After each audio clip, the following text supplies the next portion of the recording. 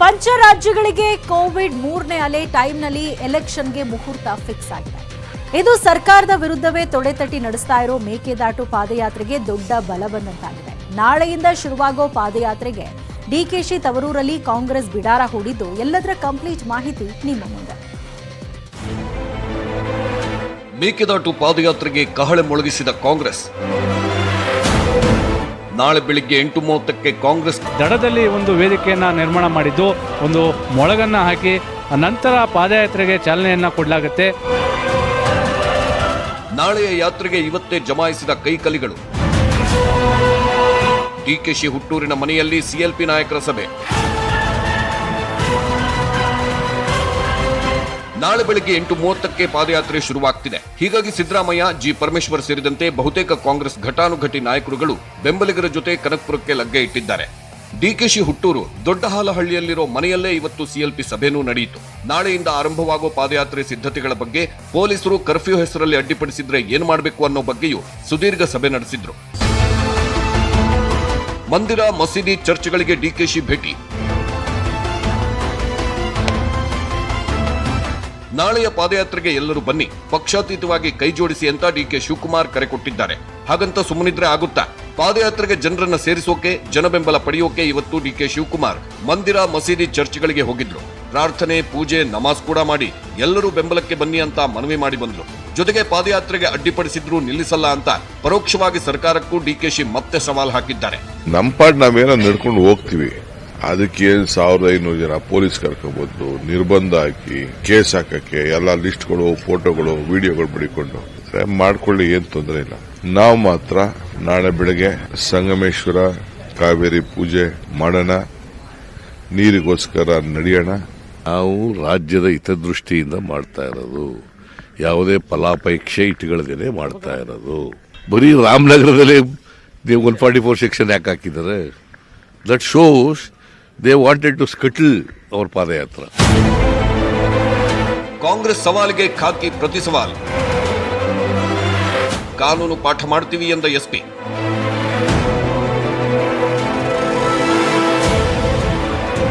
ಕಾಂಗ್ರೆಸ್ ನಾಯಕರೆಲ್ಲ ನಾಳೆ ಬೆಳಗ್ಗೆ 8:30ರಿಂದ ಸಮಾವೇಶ ನಡೆಸಿ ಆಮೇಲೆ ಪಾದಯಾತ್ರೆ ಶುರು ಮಾಡೋಕೆ ಎಲ್ಲ ರೆಡಿ ಆಗ್ತಿದ್ದಾರೆ. ಆದ್ರೆ ಪೊಲೀಸರು ಹೇಳ್ತಿರೋದೇ ಬೇರೆ. ನೋಟಿಸ್ ಅನ್ನ ಅವ್ರಿಗೆ ಏನು ಕಾಂಗ್ರೆಸ್ ಪಕ್ಷದ ಅಧ್ಯಕ್ಷರೇ ನೋಟಿಸ್ ಅನ್ನ ಕೊಟ್ಟಿದ್ದಾರೆ. ಈ ಕೋವಿಡ್ ಮಾರ್ಗಸೂಚಿ ಪ್ರಕಾರ ನೀವು ಮಾಡೋದಕ್ಕೆ ಬರೋದಿಲ್ಲ, ಮತ್ತೆ ಈ ವೀಕೆಂಡ್ ಕರ್ಫ್ಯೂ ಇರೋದ್ರಿಂದನೂ ಕೂಡ ನೀವು ಮಾಡೋದಕ್ಕೆ ಬರೋದಿಲ್ಲ ಅಂತ ಅವ್ರು ಕೊಟ್ಟಿದ್ದಾರೆ. ಎಲ್ಲ ಸೇರಿ ಒಂದು 2000 ನಾವು ಜನ ಪೊಲೀಸರು ಇದ್ದೀವಿ. ಈ ಮಾರ್ಗಸೂಚಿನ ಮತ್ತೆ ಜಿಲ್ಲಾಧಿಕಾರಿಗಳ ಏನು ಒಂದು ನೋಟಿಸ್ ಇದೆ, ಅದನ್ನ ಅವರು ಅದರ ಪ್ರಕಾರ ನಡ್ಕೊಳ್ಳಿಲ್ಲ ಅಂದ್ರೆ ನಾವು ಕಾನೂನು ರೀತಿ ಕ್ರಮ ತಗೋಬೇಕಾಗ್ತದೆ. ನಾವು ಕಾನೂನು ರೀತಿ ಕ್ರಮ ತಗೊಳ್ತೀವಿ. ಅದು ನಾವು ಕಾನೂನು ರೀತಿ ಏನು ನಮ್ಮ ಡಿಸಾಸ್ಟರ್ ಮ್ಯಾನೇಜ್ಮೆಂಟ್ ಆಕ್ಟ್ ಇರ್ಬೋದು, epidemic act, disease act cases ಪ್ರಕಾರ ನಾವು ಕೇಸ್ಗಳನ್ನ ಮಾಡಬೇಕಾಗ್ತದೆ. ಮುಂದೆ ಅರೆಸ್ಟ್ ಮಾಡೋದು ಬಿಡೋದು it is a matter of ಸಂದರ್ಭಕ್ಕೆ ಅನುಗುಣವಾಗಿ ನೋಡಿಕೊಂಡು ನಾವು ಮಾಡುವಂಥದ್ದು ನಾವು ಮಾಡ್ತೀವಿ. ಯಾರು ಏನೇ ಹೇಳಲಿ, ಪಾದಯಾತ್ರೆಗೆ ಕಾಂಗ್ರೆಸ್ ಭರ್ಜರಿಯಾಗಿ ರೆಡಿ ಆಗ್ತಿದೆ. ಸಿದ್ಧತೆಗಳು ಹೇಗಿವೆ, ಎಲ್ಲ ತಯಾರಿ ಹೇಗಿದೆ ಅಂತ ನೋಡೋದಾದ್ರೆ ನಾಳೆ ಬೆಳಗ್ಗೆ 8:30ಕ್ಕೆ ಪಾದಯಾತ್ರೆ ಸಮಾವೇಶ ಶುರುವಾಗಲಿದ್ದು, ವೇದಿಕೆಯಲ್ಲಿ 60 ಗಣ್ಯರು ಕೂರಲು ವ್ಯವಸ್ಥೆ ಮಾಡಲಾಗಿದೆ. ಇದಕ್ಕಾಗಿ ಸಂಗಮ ನದಿ ದಡದಲ್ಲಿ ಬೃಹತ್ ವೇದಿಕೆ ನಿರ್ಮಿಸಿದ್ದಾರೆ. ಸಮಾವೇಶದ ಬಳಿಕ ಅಲ್ಲಿಂದಲೇ ಪಾದಯಾತ್ರೆ ಹೊರಡಲಿದೆ. 8 ರಿಂದ 10 ಜಿಲ್ಲೆಗಳಿಂದ ಸಾವಿರಾರು ಜನರ ಆಗಮನದ ನಿರೀಕ್ಷೆ ಇದೆ. ಚಾಮರಾಜನಗರದಿಂದ 3000 ಕಾರ್ಯಕರ್ತರು ಬರ್ತಿದ್ದಾರೆ. ರಾಮನಗರದ ಪ್ರತಿ ವಿಧಾನಸಭಾ ಕ್ಷೇತ್ರದಿಂದ 1000 ಜನ ಸೇರ್ತಾರೆ ಅನ್ನೋ ನಿರೀಕ್ಷೆ ಇದೆ. ಬಂದವರಿಗೆಲ್ಲ ಹೋಟೆಲ್, ರೆಸ್ಟೋರೆಂಟ್, ಕಲ್ಯಾಣ ಮಂಟಪಗಳ ವ್ಯವಸ್ಥೆ ಮಾಡಲಾಗಿದೆ. ಅತಿಥಿಗಳು ಉಳಿಯಲು 70 ಸ್ಲೀಪರ್ ಕೋಚ್ ಬಸ್ಗಳನ್ನೇ ಡಿಕೆಶಿ ಕರೆಸಿದ್ದಾರೆ. ಪ್ರತಿ 5 ಕಿಲೋಮೀಟರ್ಗೆ ಕುಡಿಯುವ ನೀರು, ಶೌಚಾಲಯ ವ್ಯವಸ್ಥೆ, ಗಣ್ಯರು, ಕಾರ್ಯಕರ್ತರ ವಾಹನಗಳ ಪಾರ್ಕಿಂಗ್ಗೆ ಪ್ರತ್ಯೇಕ ಜಾಗ, ಊಟ, ಕುಡಿಯುವ ನೀರು, ವಿಶ್ರಾಂತಿಗಾಗಿ ಪ್ರತ್ಯೇಕ ವ್ಯವಸ್ಥೆ ಮಾಡಿದ್ದಾರೆ. ಕನಕಪುರದ ರಸ್ತೆ ತುಂಬೆಲ್ಲ ಮೇಕೆದಾಟು ಪಾದಯಾತ್ರೆ ಜಾಹೀರಾತು ರಾರಾಜಿಸುತ್ತಿವೆ. ಬೆಳಕಿನ ಚಿತ್ತಾರದಲ್ಲಿ ಸಂಗಮ ಕನಕಪುರ ರಸ್ತೆ ಝಗಮಗಿಸುತ್ತಿದೆ. ಮೇಕೆದಾಟು ಪಾದಯಾತ್ರೆಗೆ ಇಷ್ಟೆಲ್ಲ ತಯಾರಿಯನ್ನ ಕಾಂಗ್ರೆಸ್ ಮಾಡಿಕೊಂಡಿದ್ರೆ, ಬಿಜೆಪಿಯವರಂತೂ ಕಾಂಗ್ರೆಸ್ ಪಾದಯಾತ್ರೆಗೆ ನಿಗಿನಿಗಿ ಕೆಂಡ ಕಾರ್ತಿದ್ದಾರೆ. ಪೊಲೀಸರು ಕಾನೂನು ಏನು ಹೇಳುತ್ತೆ ಅದ್ರ ಪ್ರಕಾರ ನಡ್ಕೊಳ್ತಾರೆ. ಕಾಯ್ದೆ ಕಾನೂನು JDSನವರಿಗೊಂದು, ಕಾಂಗ್ರೆಸ್ನವರಿಗೊಂದು, BJPಯವರಿಗೊಂದಿಲ್ಲ, ಎಲ್ಲರಿಗೂ ಕೂಡ ಇದೆ. ಹಾಗಾಗಿ ಅವ್ರ ಮೇಲೆ ಕ್ರಮ ಆಗುತ್ತಷ್ಟೇ. ರಾಜ್ಯದ ಜನರ ಹಿತದೃಷ್ಟಿಯಿಂದ ಮಾಡ್ತಕ್ಕಂಥ ಪಾದಯಾತ್ರೆ ಅಲ್ಲ. ಚುನಾವಣೆ ವರ್ಷ ಹತ್ತಿರ ಬರ್ತಾ ಇದೆ ಅನ್ನೋ ಕಾರಣಕ್ಕಾಗಿ, ವೋಟ್ ಬ್ಯಾಂಕ್ ರಾಜಕಾರಣಕ್ಕಾಗಿ ಅವರು ಪಾದಯಾತ್ರೆಯನ್ನು ಮಾಡ್ತಾ ಇದ್ದಾರೆ. ಅಪ್ಪ ಸಾಯಬೇಡ್ರಿ ಅಂತೀವಿ, ಇಲ್ಲ ಬನ್ನ ಸಾಯದೆ ಅಂತ ಜಂಟಿ ಆಟ ಹಿಡಿದ್ರೆ ಏನು ಮಾಡೋಣ? ನೀವಿಬ್ಬರೇ ಹೋಗ್ತೀರಿ ಅಂತಂದ್ರೆ ನಿಮ್ಮ ಕಾರ್ಯಕರ್ತರು ಬಿಡೋದಿಲ್ಲ. ಸುಮ್ಮನೆ ನೀವು ಯಾಕೆ ಸಾಯ್ತೀರಿ, ಅವ್ರನ್ನ ಯಾಕೆ ಸಾಯಿಸ್ತೀರಿ? ಈ ಮಧ್ಯೆ ಪಾದಯಾತ್ರೆ ವಿರುದ್ಧ ಸಿಟಿ ರವಿ ಪರೋಕ್ಷವಾಗಿ ಕುಟುಕಿದ್ದು ಹೀಗೆ. ಅವರು DMK ಮತ್ತು ತಮಿಳುನಾಡಿನ ಕಾಂಗ್ರೆಸ್ನ ಮನವೊಲಿಸ್ಬಿಟ್ರೆ ಈ ಪಾದಯಾತ್ರೆ ಮಾಡೋದು, ನಿಯಮ ಉಲ್ಲಂಘಿಸೋದು, ಅವರು ಕೊರೋನಾ ಬರ್ಸ್ಕೊಳ್ಳೋದು ಈ ಎಲ್ಲ ತಪ್ಪುತ್ತೆ. ಶತಾಯಗತಾಯ ನಾಳೆ ಕಾಂಗ್ರೆಸ್ ಕನಸಿನ ಮೇಕೆದಾಟು ಪಾದಯಾತ್ರೆ ಅಸ್ತ್ರ ಪ್ರಯೋಗಿಸೋದಂತೂ ಸತ್ಯ. ಅಸ್ತ್ರಕ್ಕೆ ಸಿಲುಕಿ ಬಿಜೆಪಿ ಸರ್ಕಾರ ವಿಲವಿಲ ಅನ್ನುತ್ತಾ ಅಥವಾ ಅಸ್ತ್ರಕ್ಕೆ ಕಾನೂನಿನ ಪ್ರತ್ಯಾಸ್ತ್ರ ಬಿಟ್ಟು ಕಿಚ್ಚೆಬ್ಬಿಸುತ್ತಾ ಇಲ್ಲವೇ ತಣ್ಣಗಾಗಿಸುತ್ತಾ ಅನ್ನೋದಕ್ಕೆ ನಾಳೆ ಸ್ಪಷ್ಟ ಉತ್ತರ ಸಿಗಲಿದೆ. Bureau report, news 18 Kannada. ಕನಕಪುರದ ಡಿಕೆಶಿ ನಿವಾಸದಲ್ಲಿ ಕಾಂಗ್ರೆಸ್ ನಾಯಕರ ಸಭೆ ಬಳಿಕ ಡಿಕೆಶಿ ಸಿದ್ದು ಮಾತಾಡಿದ್ರು. ಕೋವಿಡ್ ನಿಯಮಗಳನ್ನು ಕಟ್ಟುನಿಟ್ಟಾಗಿ ಪಾಲಿಸಿ ಪಾದಯಾತ್ರೆಯನ್ನು ನಡೆಸ್ತೀವಿ, ಪಾದಯಾತ್ರೆಯನ್ನು ಕೈ ಬಿಡುವ ಪ್ರಶ್ನೆಯೇ ಇಲ್ಲ. ನಾಳೆ ಬೆಳಗ್ಗೆ 8:30ರಿಂದ ಕಾಂಗ್ರೆಸ್ ಪಾದಯಾತ್ರೆ ಆರಂಭವಾಗಲಿದೆ ಅಂತ ಹೇಳಿದ್ದಾರೆ.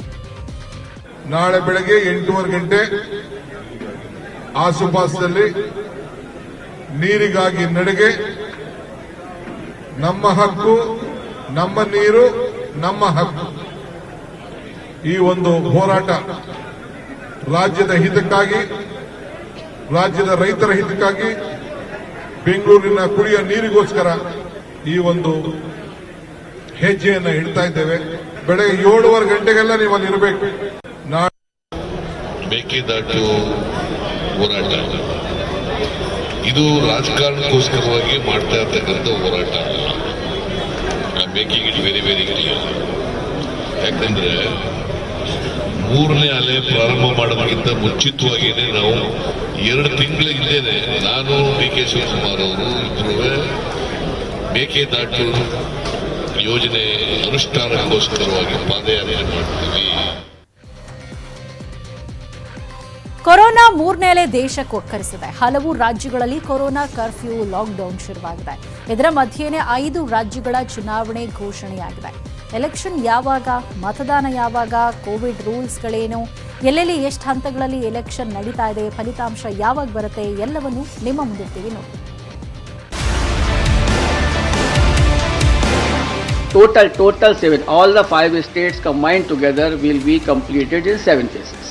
This is the first phase of Uttar Pradesh, 10th February 2022. In second phase, we will be covering 4 states.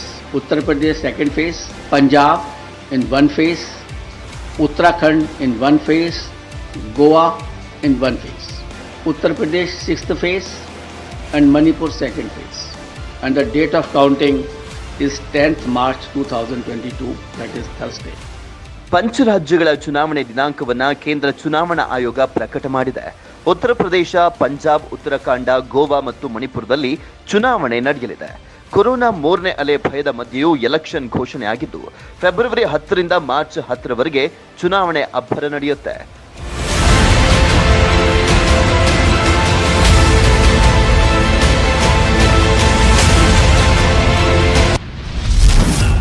Uttar Pradesh 403 ಕ್ಷೇತ್ರ, ಫೆಬ್ರವರಿ 10, 14, 20, 23, 27 ಹಾಗೆ ಮಾರ್ಚ್ 3, 7ಕ್ಕೆ 7 ಹಂತಗಳ ಮತದಾನ.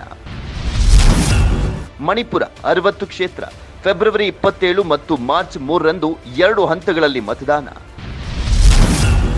ಪಂಜಾಬ್ 117 ಕ್ಷೇತ್ರ, ಫೆಬ್ರವರಿ 14ಕ್ಕೆ ಒಂದೇ ಹಂತದಲ್ಲಿ ಮತದಾನ. ಉತ್ತರಾಖಂಡ 70 ಕ್ಷೇತ್ರ, ಫೆಬ್ರವರಿ 14ಕ್ಕೆ ಒಂದೇ ಹಂತದಲ್ಲಿ ಮತದಾನ.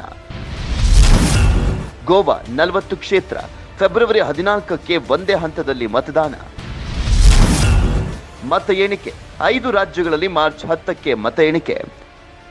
ಇದಿಷ್ಟು ಪಂಚರಾಜ್ಯಗಳ ಚುನಾವಣಾ ದಿನಾಂಕಗಳಾದ್ರೆ ಚುನಾವಣಾ ಆಯೋಗ ಕೋವಿಡ್ 3ನೇ ಅಲೆ ಇರುವ ಕಾರಣ ಒಂದಷ್ಟು ಹೊಸ ನಿಯಮಗಳನ್ನು ಹಾಕಿದೆ. ಜನವರಿ 15ರವರೆಗೆ 5 ರಾಜ್ಯಗಳಲ್ಲಿ ಬಹಿರಂಗ ರ್ಯಾಲಿ ಪ್ರಚಾರ ಇಲ್ಲ. ಜನವರಿ 16ರ ಬಳಿಕ ಚುನಾವಣಾ ರ್ಯಾಲಿ ಪ್ರಚಾರ ನಡೆಸಬಹುದು. ಮನೆ ಮನೆ ಪ್ರಚಾರಕ್ಕೆ 5 ಜನ. ಸಂಭ್ರಮಾಚರಣೆ ಸಂಪೂರ್ಣ ನಿಷಿದ್ಧ. ಕೊರೋನಾ ಲಕ್ಷಣಗಳಿದ್ರೆ ಕೊನೆಯ 1 ಗಂಟೆಯಲ್ಲಿ ಮತದಾನ. ಚುನಾವಣಾ ಅಧಿಕಾರಿಗಳು, ಸಿಬ್ಬಂದಿ 2 ಡೋಸ್ ಪಡೆದಿರಬೇಕು. ಚುನಾವಣೆ ಆರಂಭಕ್ಕೂ ಮುನ್ನ ಬೂಸ್ಟರ್ ಡೋಸ್ ವ್ಯವಸ್ಥೆ. 5 ರಾಜ್ಯಗಳ 690 ವಿಧಾನಸಭಾ ಕ್ಷೇತ್ರಗಳಿಗೆ 2,15,368 ಮತಗಟ್ಟೆ. ಆನ್ಲೈನ್ ನಾಮಪತ್ರಕ್ಕೆ ಮೊಟ್ಟ ಮೊದಲ ಬಾರಿಗೆ ಅವಕಾಶ. 5 ರಾಜ್ಯಗಳಲ್ಲಿ ಒಟ್ಟು 18.34 ಕೋಟಿ ಮತದಾರರಿಂದ ಮತದಾನ. ಕೇಂದ್ರ ಚುನಾವಣಾ ಆಯೋಗ ಏನೋ 5 ರಾಜ್ಯಗಳಲ್ಲಿ ಚುನಾವಣೆಯನ್ನ ಘೋಷಣೆ ಮಾಡಿದೆ. ಈಗಾಗಲೇ ಬಿಜೆಪಿ, ಕಾಂಗ್ರೆಸ್, ಆಪ್, ಸಮಾಜವಾದಿ, ಬಹುಜನ ಸಮಾಜವಾದಿ ಪಕ್ಷದವರೆಲ್ಲ ಒಂದು ಸುತ್ತು ಭರ್ಜರಿ ಪ್ರಚಾರವನ್ನು ಮಾಡಿದ್ದಾರೆ. ಸಂಕ್ರಾಂತಿಯಿಂದ ಮತ್ತೆ ಚುನಾವಣಾ ಅಖಾಡಕ್ಕೆ ಧುಮುಕ್ತಾರೆ. ಇದೆಲ್ಲದರ ಮಧ್ಯೆ ಪಂಜಾಬ್ನಲ್ಲೂ ಚುನಾವಣೆ ಘೋಷಣೆ ಆಗಿರುವುದು ತೀವ್ರ ಕುತೂಹಲವನ್ನು ಕೆರಳಿಸಿದೆ. ಯಾಕಂದ್ರೆ ಪಂಜಾಬ್ನಲ್ಲಿ ಮೊನ್ನೆ ಅಷ್ಟೇ ಪ್ರಧಾನಮಂತ್ರಿಗಳಿಗೆ ಭದ್ರತಾ ಲೋಪವನ್ನ ಸೃಷ್ಟಿಸಿದ್ರು. ಎಲೆಕ್ಷನ್ಗೂ ಅಭದ್ರತೆ ಸೃಷ್ಟಿ ಮಾಡ್ತಾರೆ. ಈ ಸಲ ಪಂಜಾಬ್ನಲ್ಲಿ ಕಾಂಗ್ರೆಸ್ ಧೂಳಿಪಟ ಆಗುತ್ತೆ ಅನ್ನುವಂಥ ಭವಿಷ್ಯವಾಣಿಗಳು ಬಿಜೆಪಿಯವರ ಬಾಯಲ್ಲಿ ಬರ್ತಾ ಇದೆ. ಪಂಜಾಬ್ನಲ್ಲಿ ಅಧಿಕಾರಕ್ಕೆ ಬಂದ್ಬಿಡ್ತೀವಿ ಅಂತ ನಾನು ಹೇಳೋದಿಲ್ಲ, ಆದರೆ ಕಾಂಗ್ರೆಸ್ ಅಧಿಕಾರ ಕಳ್ಕೊಳ್ಳುತ್ತೆ ಅಂತ ಗ್ಯಾರಂಟಿ ಹೇಳ್ತೀನಿ. ಪಂಜಾಬ್ನಲ್ಲಿ ಬೇಕಿದ್ರೆ ನಾನೊಂದು ಜ್ಯೋತಿಷ್ಯ ಕಾರ್ಯ ಅಂತಲಾರು ಕರೀರಿ, ರಾಜಕೀಯ ವಿಷಯದಲ್ಲಿ ಆಳವಾದ ಜ್ಞಾನ ಇರೋನು ಅಂತಲಾರು ಕರೀರಿ, ಅಥವಾ ಒಬ್ಬ ಸಾಮಾನ್ಯ ಮತದಾರ ಅಂತಲಾರು ಕರೀರಿ. ಪಂಜಾಬ್ನಲ್ಲಿ ಇರುವ ಒಂದು ರಾಜ್ಯದಲ್ಲಿ ಅಧಿಕಾರ ಕಳ್ಕೊಳ್ಳೋದು ಕಾಂಗ್ರೆಸ್ ನಿಶ್ಚಿತ. ನಮ್ಮ ಪರಿಸ್ಥಿತಿ ಪಂಜಾಬ್ನಲ್ಲಿ ಸುಧಾರಿಸುತ್ತೆ. ಉಳಿದ 4 ರಾಜ್ಯಗಳಲ್ಲಿ ನಾವು ಅಧಿಕಾರಕ್ಕೆ ಮತ್ತೆ ಬರ್ತೀವಿ. ಕೊರೋನಾ 3ನೇ ಅಲೆ ಗುಮ್ಮ ದೇಶವನ್ನೇ ಆವರಿಸಿದೆ. ಇದರ ಮಧ್ಯೆ ಪಂಚ ರಾಜ್ಯಗಳ ಚುನಾವಣೆ ಎಷ್ಟು ಸಕ್ಸಸ್ ಆಗುತ್ತೆ ಅನ್ನುವಂಥದ್ದು ಮಾರ್ಚ್ 10ರ ಫಲಿತಾಂಶದ ದಿನ ಗೊತ್ತಾಗುತ್ತೆ. Bureau report, news 18 Kannada. ಅಗ್ರರಾಷ್ಟ್ರೀಯ ವಾರ್ತೆ ಮುಂದುವರಿಯದ ಚಿಕ್ಕ ಬ್ರೇಕ್ ಆದ್ಮೇಲೆ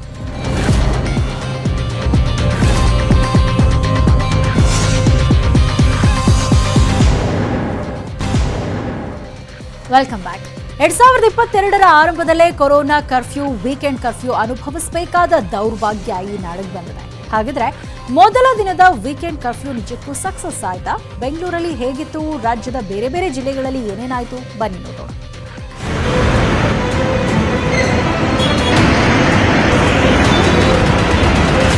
ಮೊದಲ ದಿನದ ವೀಕೆಂಡ್ ಕರ್ಫ್ಯೂ ಬೆಂಗಳೂರಲ್ಲಿ ಒಂದು ಹಂತಕ್ಕೆ ಯಶಸ್ವಿಯಾಗಿದೆ. ಬೆಂಗಳೂರಿನ ಬಹುತೇಕ ಜನನಿಬಿಡ ಪ್ರದೇಶಗಳೆಲ್ಲ ಸ್ತಬ್ಧವಾಗಿತ್ತು.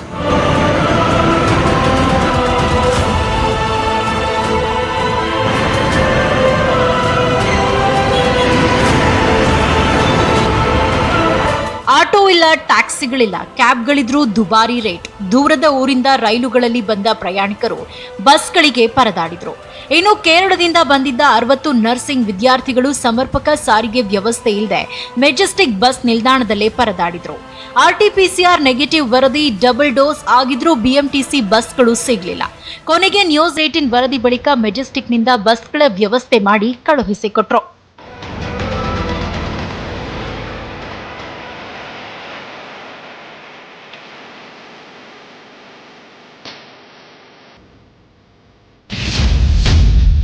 ಗಿಜಿಗುಡ್ತಾ ಇದ್ದ ಚಿಕ್ಕಪೇಟೆ ಕಂಪ್ಲೀಟ್ ಬಂದ್.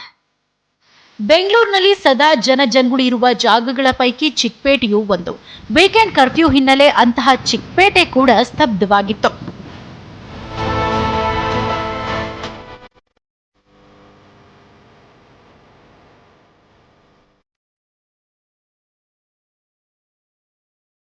ಬೆಂಗಳೂರಿನ ಸಿಟಿ ಮಾರ್ಕೆಟ್ ಸರ್ಕಲ್ನಲ್ಲಿ ಬೈಕ್ ಸವಾರರು ಪೊಲೀಸರ ಜೊತೆಗೆ ಕಿರಿಕ್ ಮಾಡಿದ್ದಾರೆ. ಐಡಿ ಕಾರ್ಡ್ ಕೇಳಿದ್ದಕ್ಕೆ ಕಿರುಕುಳ ಕೊಡ್ತಿದ್ದಾರೆ ಅಂತ ವಾಗ್ವಾದ ನಡೆಸಿದ್ರು. ಕೊನೆಗೆ ಪೊಲೀಸರು ಯುವಕರ ಬೈಕ್ ಸೀಸ್ ಮಾಡಿದ್ರು. ಇನ್ನು 5-6 ಮಂದಿಯನ್ನ ಕೂರಿಸಿಕೊಂಡು ಬಂದಿದ್ದ ಆಟೋ ಚಾಲಕನಿಗೂ ಪೊಲೀಸರು ಶಾಕ್ ಕೊಟ್ಟಿದ್ದಾರೆ. ಇನ್ನು ವೀಕೆಂಡ್ ಕರ್ಫ್ಯೂ ಜಾರಿಯಲ್ಲಿರೋದ್ರಿಂದ ರಸ್ತೆಗಳೆಲ್ಲ ಖಾಲಿ ಹೊಡಿತಾ ಇವೆ. ಹೀಗಾಗಿ ಡಬಲ್ ರೋಡ್ ಫ್ಲೈಓವರ್ ಮೇಲೆ ಹುಡುಗರು ಸ್ಕೇಟಿಂಗ್ ಆಡ್ತಾ ಎಂಜಾಯ್ ಮಾಡಿದ್ರು. ಇನ್ನು ಪೊಲೀಸರು ನಗರದಲ್ಲಿ ರೌಂಡ್ಸ್ ಹಾಕ್ತಾ ಇದ್ದು ನಿಯಮ ಉಲ್ಲಂಘನೆ ಮಾಡಿದ ವಾಹನಗಳನ್ನ ಜಪ್ತಿ ಮಾಡಿದ್ರು. ಉತ್ತರ, ಆಗ್ನೇಯ, ಈಶಾನ್ಯ, ದಕ್ಷಿಣ, ಕೇಂದ್ರ ವಲಯಗಳಲ್ಲಿ 250ಕ್ಕೂ ಹೆಚ್ಚು ವಾಹನಗಳನ್ನ ಜಪ್ತಿ ಮಾಡಿಸಿದ್ರು. ಹಿರಿಯ ಪೊಲೀಸ್ ಅಧಿಕಾರಿಗಳ ಜೊತೆ ಗೃಹ ಸಚಿವ ಆರಗ ಜ್ಞಾನೇಂದ್ರ ಕೂಡ ಬೆಂಗಳೂರು ರೌಂಡ್ ಒಂದಷ್ಟು ನೋಡೋಣ ಯಾವ ರೀತಿ ಆಗಿದೆ ಅಂತ ಹೇಳಿ ಬಂದಿದ್ದೀನಿ. ಆಮೇಲೆ ನಮ್ಮ ಪೊಲೀಸರಿಗೆ ಒಂದು ಆತ್ಮಸ್ಥೈರ್ಯ ತುಂಬುವಂಥದ್ದು. ಯಾಕಂದರೆ 24/7 ಅವರು ಡ್ಯೂಟಿ ಮಾಡಬೇಕಾಗಿದೆ ಪೊಲೀಸರು. ಹಾಗಾಗಿ ಅವ್ರನ್ನ ಮಾತಾಡ್ಸೋಗೋಣ ಅಂತೇಳಿ ಹೇಳಿ ಬಂದಿದ್ದೀನಿ. 1100 ವಾಹನಗಳನ್ನು ಸೀಸ್ ಮಾಡಿದ್ದಾರೆ ನಮ್ಮ ಪೊಲೀಸರು. ಮೆಜೆಸ್ಟಿಕ್ ಬಿಎಂಟಿಸಿ ಬಸ್ ನಿಲ್ದಾಣದಲ್ಲಿ BMTC conductor Munikrishna corona song ಹಾಡಿ ಎಲ್ಲರ ಗಮನ ಸೆಳೆದರು. ಜಾಗ್ರತೆ ವಹಿಸೋಣ, ಮಾಸ್ಕ್ ಅನ್ನು ಧರಿಸೋಣ, ನಮ್ಮ ಜೀವ ಅತ್ಯಮೂಲ್ಯ, ಸಾಮಾಜಿಕ ಅಂತರ ತಪ್ಪದೆ ಪಾಲಿಸಿ. ಇದಿಷ್ಟು ಬೆಂಗಳೂರಿನ ಕಥೆಯಾದರೆ ರಾಜ್ಯದ ಹಲವು ಜಿಲ್ಲೆಗಳಲ್ಲಿ ವೀಕೆಂಡ್ ಕರ್ಫ್ಯೂ ಬಗ್ಗೆ ಜನ ಹೆಚ್ಚು ತಲೆ ಕೆಡಿಸಿಕೊಂಡಿರಲಿಲ್ಲ. ಕಲಬುರಗಿಯಲ್ಲಿ ಜನ ಬಿಂದಾಸ್ ಆಗಿ ವ್ಯಾಪಾರ ಮಾಡ್ತಿದ್ರು. ಸಾಮಾಜಿಕ ಅಂತರ ಇಲ್ಲ, ಕೆಲವರು ಮಾಸ್ಕ್ ಹಾಕಿರಲಿಲ್ಲ. ಪೊಲೀಸರು ತಲೆ ಕೆಡಿಸಿಕೊಳ್ಳಲಿಲ್ಲ. ಮೈಸೂರಿನ ದೊಡ್ಡಕೆರೆ ಮೈದಾನಕ್ಕೆ ಬಂದು ಕ್ರಿಕೆಟ್ ಆಡ್ತಾ ಇದ್ದ ಯುವಕರಿಗೆ ಪೊಲೀಸರು ಬಿಸಿ ಮುಟ್ಟಿಸಿದ್ರು.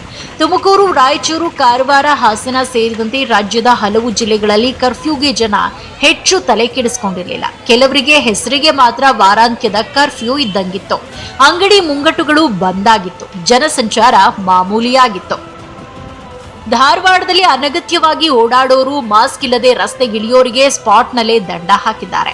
ಅತ್ತ ಗದಗದಲ್ಲೂ ಸಹ ನಾಕಾಬಂದಿ ಹಾಕಿ ತಪಾಸಣೆ ನಡೆಸಿದ್ದಾರೆ. ಸುಮ್ಮನೆ ಓಡಾಡೋರಿಗೆ ಫೈನ್ ಹಾಕ್ತಿದ್ದಾರೆ. ಇನ್ನು ಬಾಗಲಕೋಟೆಯಲ್ಲೂ ಸಹ ಪೊಲೀಸರು ಬಿಸಿ ಮುಟ್ಟಿಸಿ ಅಂಗಡಿ ಮುಂಗಟ್ಟು ಬಂದ್ ಮಾಡಿಸಿದ್ರು. ಕೊಡಗು ಜಿಲ್ಲೆಯಲ್ಲಿ ಹೂವು ಹಣ್ಣಿನ ವ್ಯಾಪಾರಿಗಳು ಪರದಾಡಿದ್ರು. ಧರ್ಮಸ್ಥಳಕ್ಕೆ ಭಕ್ತರ ಪ್ರವೇಶಕ್ಕೆ ನಿಷೇಧ ಇದ್ರೂ ಬಂದಿದ್ರು. ದರ್ಶನಕ್ಕೆ ಅವಕಾಶ ಸಿಗದೆ ಹೊರಗಿನಿಂದಲೇ ದೇವರಿಗೆ ಪ್ರಾರ್ಥಿಸಿ ವಾಪಸ್ ಹೋದ್ರು. ಕುಕ್ಕೆ ಸುಬ್ರಹ್ಮಣ್ಯ ಕ್ಷೇತ್ರದಲ್ಲೂ ಭಕ್ತರು ಅಷ್ಟಾಗಿ ಕಾಣಿಸಲಿಲ್ಲ. ಇನ್ನು ದೊಡ್ಡಬಳ್ಳಾಪುರದ ಘಾಟಿ ಸುಬ್ರಹ್ಮಣ್ಯ ಬ್ರಹ್ಮರಥೋತ್ಸವದಲ್ಲಿ ಶಾಸಕ ಎಸ್ಆರ್ ವಿಶ್ವನಾಥ್, ದೊಡ್ಡಬಳ್ಳಾಪುರ ಶಾಸಕ ಟಿ ವೆಂಕಟರಮಣಯ್ಯ, ಮಾಜಿ ಶಾಸಕ ವರ್ತೂರು ಪ್ರಕಾಶ್ ರೂಲ್ಸ್ ಬ್ರೇಕ್ ಮಾಡಿ ದೇವರ ದರ್ಶನ ಪಡೆದ್ರು. ಮೊದಲ ದಿನ ವೀಕೆಂಡ್ ಕರ್ಫ್ಯೂ ಮುಗಿದಿದೆ. ನಾಳೆನೂ ವೀಕೆಂಡ್ ಕರ್ಫ್ಯೂ ಹಾಕಿದ್ದಾರೆ. ಇದರ ಮಧ್ಯೆ ಬೆಂಗಳೂರಲ್ಲಿ ಇವತ್ತು ಬರೋಬ್ಬರಿ 7,113 ಹೊಸ ಕೇಸ್ ಆಗಿದೆ. ರಾಜ್ಯದಲ್ಲಿ 8,906 ಹೊಸ ಕೇಸ್ ಆಗಿದೆ. Bureau report, news 18 Kannada. ಅಗ್ರರಾಷ್ಟ್ರೀಯ ವಾರ್ತೆ ಮುಂದುವರಿಯುತ್ತೆ. ಚಿಕ್ಕ ಬ್ರೇಕ್ ಆಗಿದೆ.